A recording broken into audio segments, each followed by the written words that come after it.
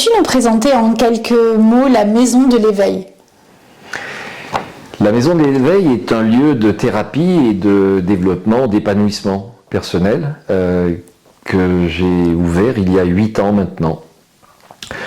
Le premier regard était d'ouvrir un lieu où je puisse réunir mes pratiques. Je suis praticien en médecine traditionnelle chinoise et les accompagnements ont lieu en individuel, en consultation individuelle et en groupe, en collectif pour le Qigong et la méditation.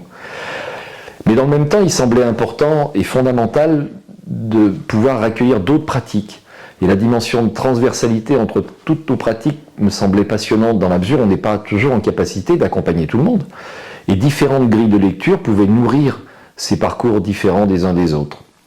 Mais il fallait dissocier le fond de la forme dans le développement de la Maison de l'Éveil. Et très rapidement, le propos d'une charte éthique, la question du sens, devenait fondamentale, qui repose sur 3 points. La première question que je pose à chacun des nouveaux résidents, des nouveaux thérapeutes, c'est pourquoi est-ce que vous êtes dans le soin, pourquoi est-ce que vous êtes dans l'accompagnement? Parce que ce n'est pas un chemin qu'on fait par hasard.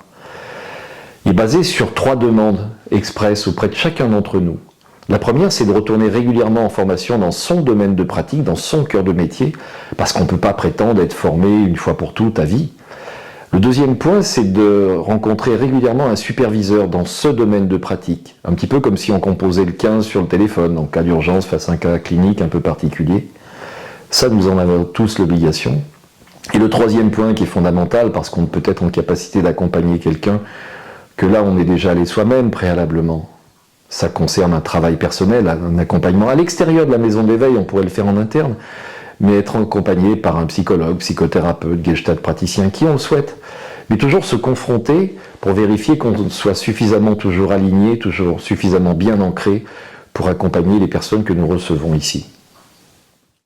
Merci d'avoir visionné cette vidéo. Nous vous invitons à vous abonner à notre chaîne et activer la cloche afin d'être tenu informé des vidéos à venir.